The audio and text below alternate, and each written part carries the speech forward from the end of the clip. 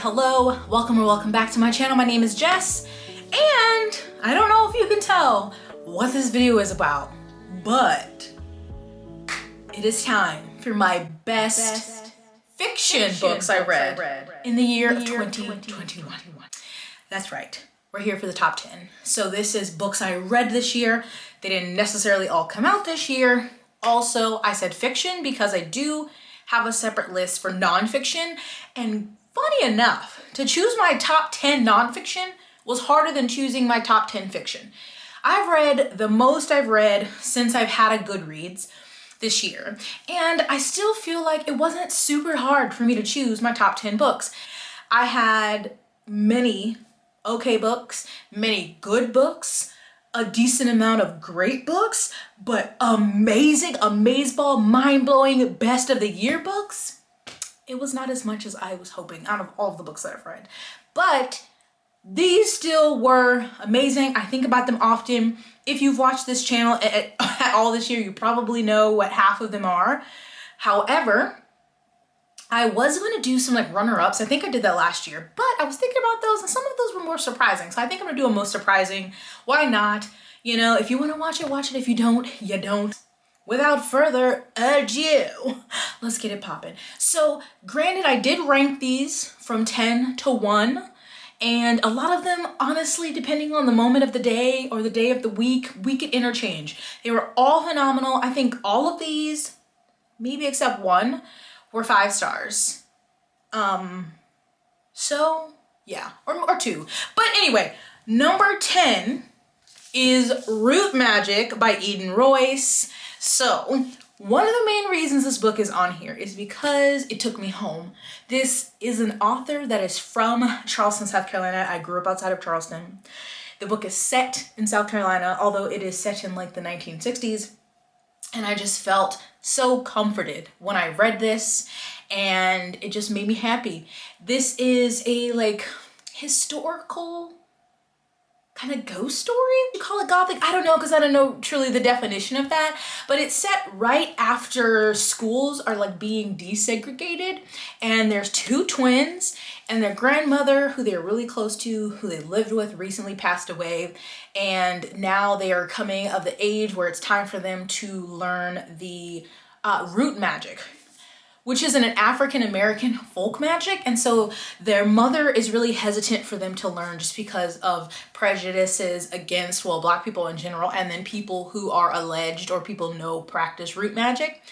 But their uncle thinks it's really important to pass this down. Their grandmother would have wanted them to learn it. And so it's their journey learning about themselves. They are twins, but learning about themselves individually, and the family bond. And obviously there is like the racist aspect because it is South Carolina in the 1960s, but it just made me feel good. So many mentions, even though this is, you know, set in the 1960s, just so many mentions of things that are still very relevant in Charleston. And yes, I just loved it. So this is middle grade. I think, well, of course it's great for the people that it's marketed towards, but I think adults can even enjoy it, and it just made me happy. So happy this exists. Can't wait to see what Eden Royce writes next. But I loved this one this year. Now this, I went back and forth with if this was a runner-up or if this was surprising. Yeah. Okay, so Black Sun by Rebecca Roanhorse. And the reason I've had some conflicting feelings on this one is because it started out with a bang. If you know, you know.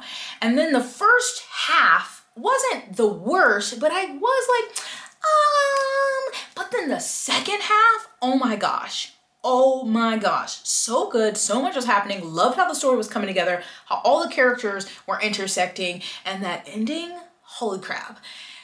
So I feel like this has to be on here. Also, I have not read many fantasy books this year, and not like this list is just fantasy, but this definitely was up there in the best ones that I did read. And I've still thought about it a lot, so it had to be on this list. Anywho's, this book is set in like pre-Columbian Americas. There's 4 POVs. Now, I know a lot of people will agree with me. One of the POVs is a bit lackluster, Narampa. But we start out the story with Serapio, and it is so intense, like one of the best opening chapters I've ever read. And then we also meet Shiala, and Serapio and Shiala meet, and they are traveling on this ship to this city where the other two POV characters, Narampa and, I can't remember his name, the pigeon boy, the hawk man, the big bird dude. And so for a while, you're like, it's always interesting when there are multiple POVs in different places to see how long and how their stories are going to intertwine. I always love when that's done well. And so as you go along, you're like seeing how this, they're going to the same city, but you're like, how are they going to be connected? And so I love that part. And it's really like a story on a timeline, because there's basically like, Serapio has to get to this place by a certain, time, because something is prophesied to happen. And so you're like watching the time like speed up, and it starts getting you kind of start getting anxious, because you're like, oh my God, the thing is coming. What's going to happen? Is it going to happen? Is he going to make it?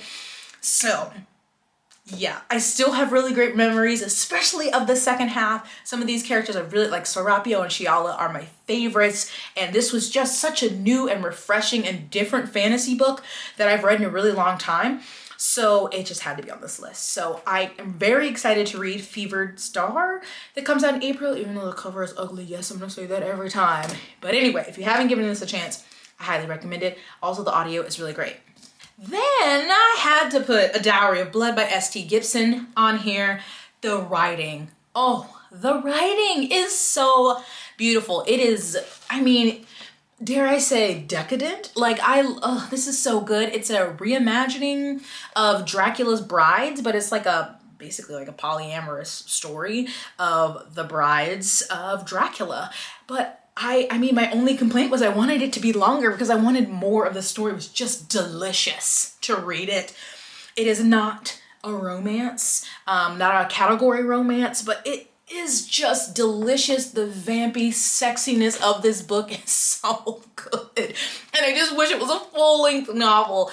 But yeah, you can't really tell a lot about it. You're really from the POV of one of the brides, the first bride of Dracula. And so obviously they live basically forever. So you're seeing how, how they start out, and then how things change over the years, and then how things change as another bride is brought into the relationship. And it is just a delight, a dessert. It's so good. You need to read it. Now see, this is where I'm questioning my ranking, because I feel like this is low, but like it's still not though. It's still amazing because it's in my top 10. But as Firekeeper's Daughter by Angeline Pooley, y'all should know this was gonna be on the list.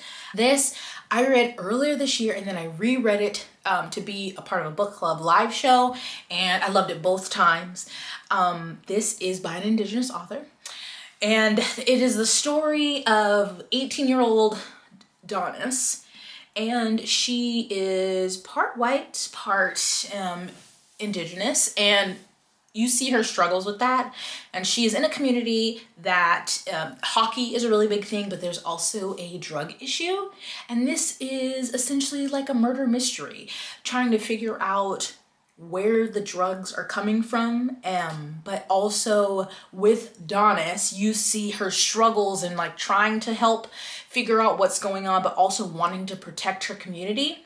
And you see just like real life, like I felt like the teenagers in here were real. They partied, they drank, they had sex, but they also, like, she also still went to go visit her grandmother and helped other elders in her community. So you really got to see the respect that Donis and other kids have for their elders and family relationships, but also she was struggling with knowing that these people I've known for, all my life or for a really long time. There's also issues there, but it was really important to her, to the people, authorities who are trying to solve these things, for them to see their humanity as well, and not just see them as people who have a drug problem or a drinking problem. She was like, yes, that might be a part of their story, but that's not it.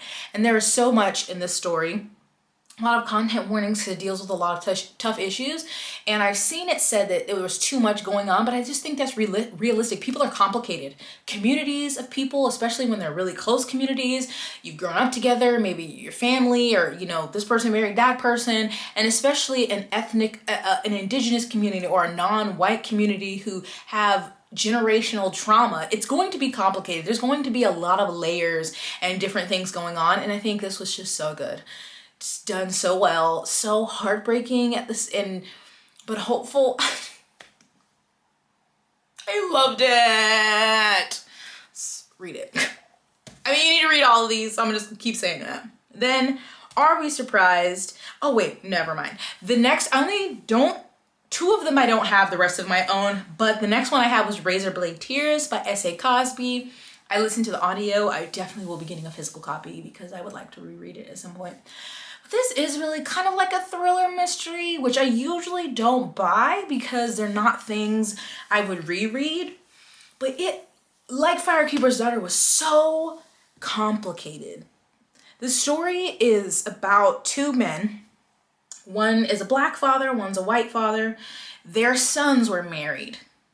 But then the start of the novel, you find out that their sons were murdered. And so the story is them trying to figure out why, what happened, who's responsible, because the authorities are like, some tragic accident or something, or we don't know who did it. And it's a journey with them together because they weren't friends. They weren't great fathers. When their sons were alive, they were very judgmental of them, didn't support their decisions. There's, lots of conversations about homophobia.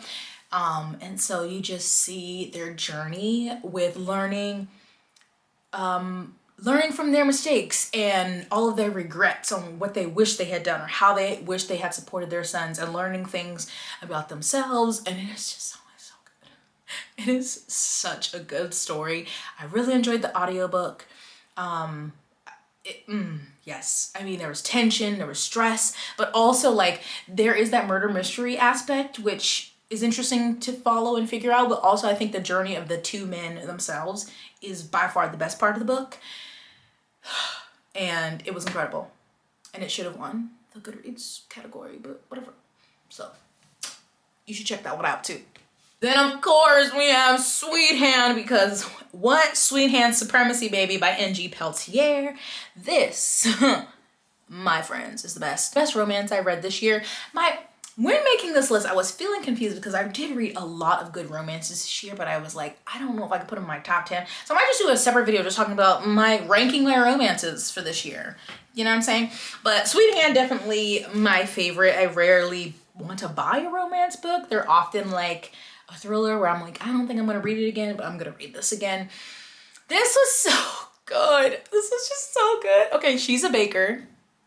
Love that. And he's in the music industry, but essentially it's not enemies to lovers, but it's like we grew up annoyed with each other. We're not friends to lovers because they're both, she's the maid of honor, he's the best man. And they have to plan like wedding activities together. It is so good. It is so good. The baking parts, their banter, their sexy times, because I like when they don't have to fully, like, I hate waiting for them to fully realize that they like each other to start getting it on. Like, they were still like, you know what, I don't know if I like you, but there's a sexual tension here, and they banged it out in the supply closet and still was like, nah, this is not gonna be a thing. I love that. Give me that sex early on. That I don't like you, but I do like you sex. Yes! It was great.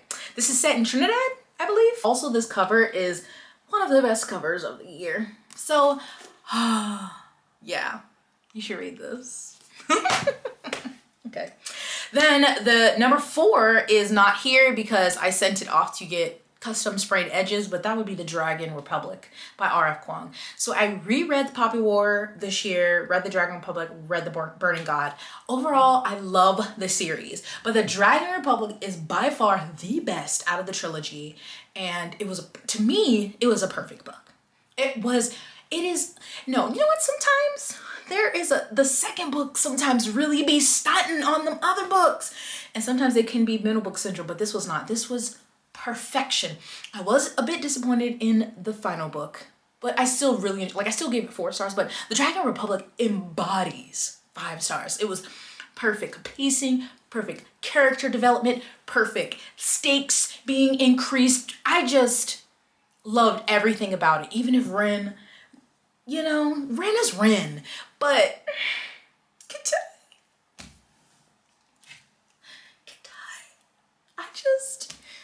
I read this in like January and I need a reread already, but I just remember that I had no issues with the Dragon Republic besides the fact that it had me clutching my pearls the entire time. The entire time. So good. So, I mean, The Poppy War is a dark adult military fantasy series, so it is not for everyone. I would Google content warnings for The Poppy War because it is inspired by real events. So there's a lot of dark things that happen, but it's so good though. I mean, Rebecca was slapping me this way and slapping me that way, and I was like, oh my God, and oh no, and yes, and every emotion I had in that book. Excellence, okay? Excellence. She did that.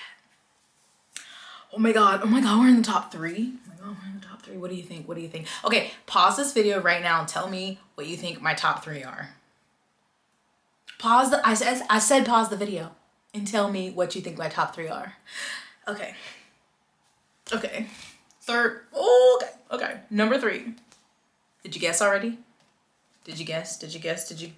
Sword of Kaigen by M.L. Wang.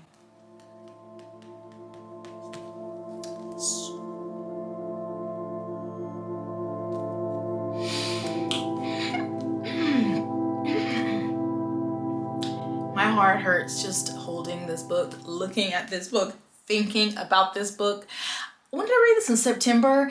Steph read this recently, and just her posting about it, I was like, ugh.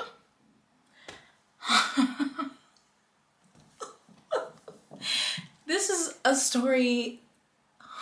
Oh my God. This is a story. I'm gonna cry.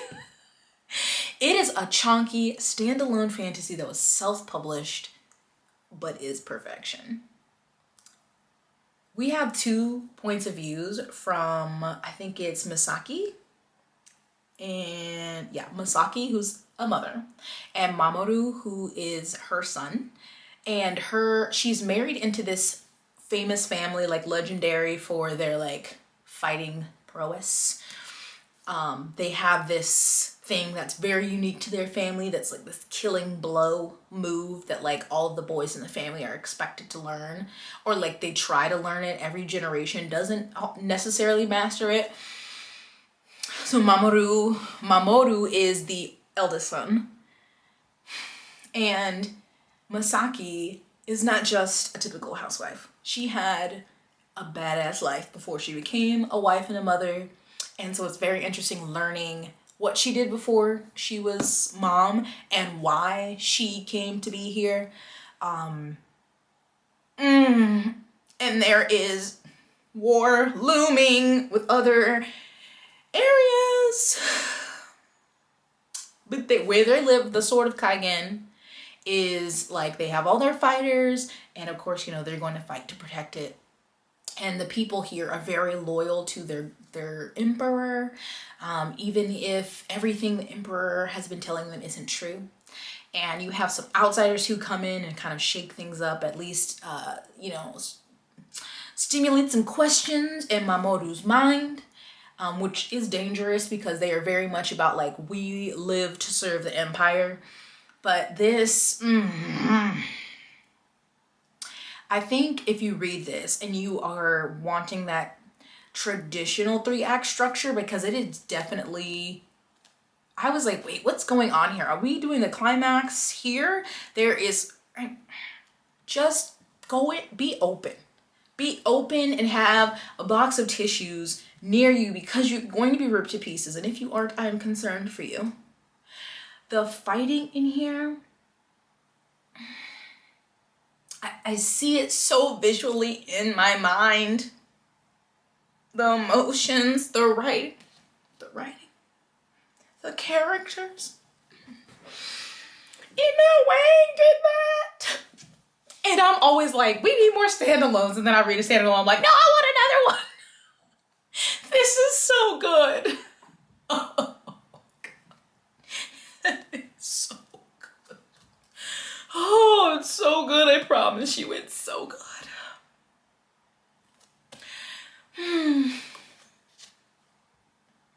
Be blessed. Read this. This was hard, but again, these could be interchangeable depending on the day, okay? I love all of these. So you know Queen Amari is here.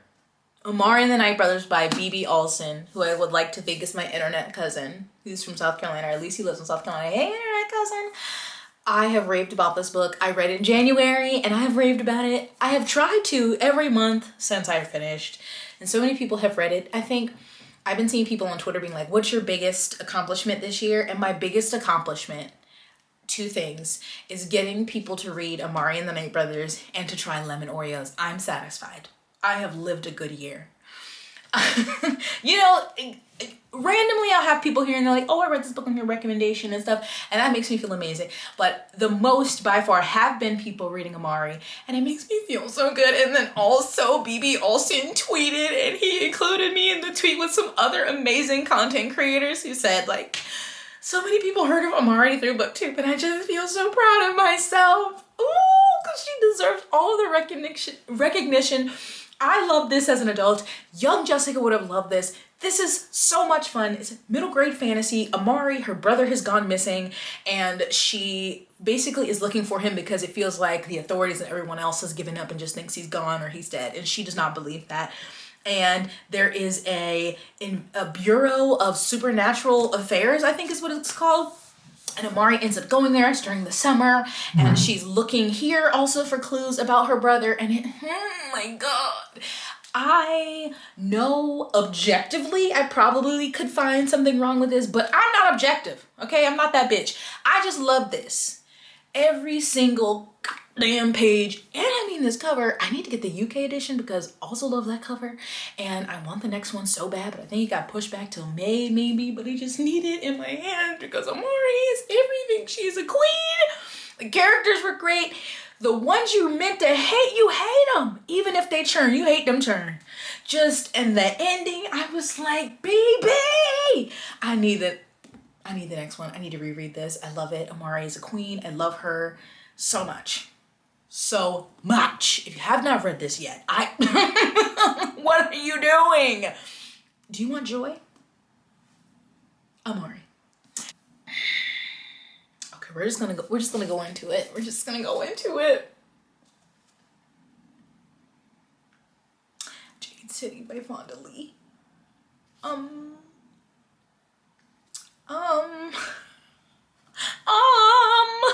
I still have not read Jade Legacy because of how much I'm attached to these characters.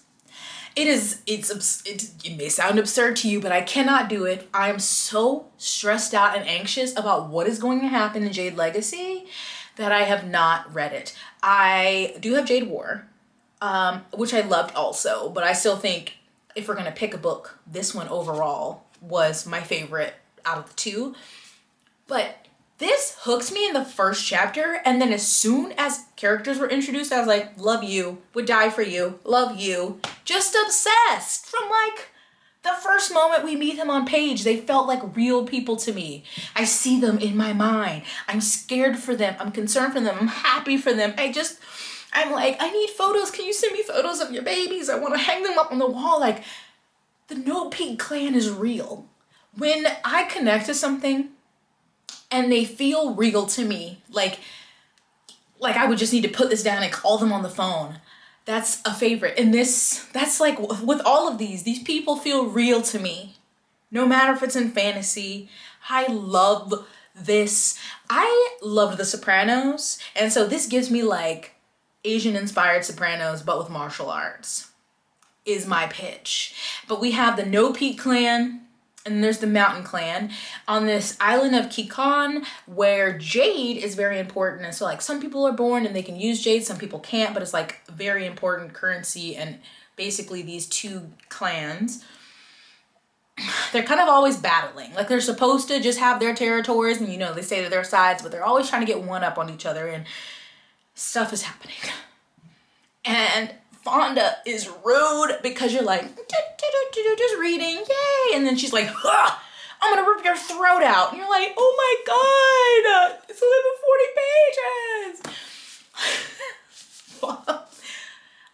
reading, okay, this is Jade City, this is Jade War, and these are like, this one's like 570 pages. Jade Legacy is like 740 pages or something. Do you know how much time that is for Fonda to fuck with my feelings? And you think I can handle that? Okay, the Omarion variant is out there ruining lives, and you think I can tackle Jade Legacy? No, I cannot. I cannot, Fonda. I was very worried because these were getting so much hype, and I was like, because it is very much more urban fantasy, which can be hit or miss for me, but the way the city, the places feel real, the people feel real, it's, and this family, and they are like basically a kind of mob-like family, so everything they do ain't necessarily lawful or good, but it's right, okay? Whatever they do, I'm like, I know you made the right choice. That's right, I'm riding with you, ride or die. I'm in the car, Hilo, no questions, where we going? That's my feelings with Jade City. Like, now in real life, obviously, no, I would not encourage those decisions, but we're suspending our disbelief here. And so in this world, I'm like, he gotta die. I agree. Like, we don't have time to be, you know, about nobody's feelings here. We gotta protect the clan.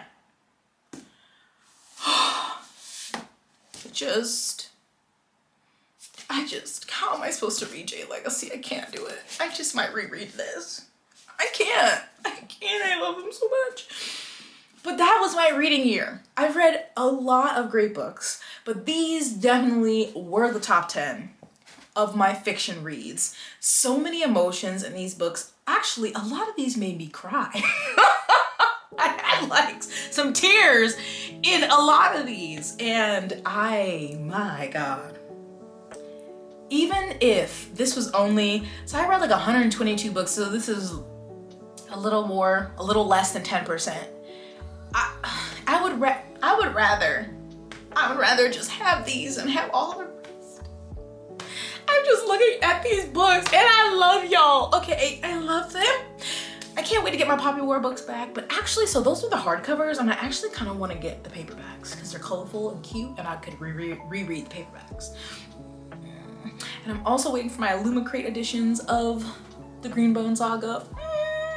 Oh my God, Hilo. Sorry, emotions. I mean, these are real emotions. I'm a very emotional reader. When I love something, I am terrified for you. I have in the past been reading a book, loving it, loving the characters, and I felt something bad was coming, so I put it down for a month. I am who I am, okay? I am who I am. Anyway, all of these amazing books by incredibly talented authors will be listed and linked down below, because if you have not read them yet, then I feel sorry for you because you're missing out and you need to get these into your life. I have been blessed. I want you to be blessed and moisturized and sunscreened. So I think that is all for me today. Let me know down below any of your top reads of the year. Were they any of these? I'm gonna drop it. Were any of these in your top reads for this year? I can't believe the end of 2021 is here. I hope that next year my top 10 list is even harder to make, hopefully, because I have so many good reads, but truly some of these are just going to be lifetime favorites, I'm sure. So yeah, I think that's it for me. Give this video a thumbs up, subscribe. I hope you're having a wonderful holiday season, and I'll see you in my next one. Bye.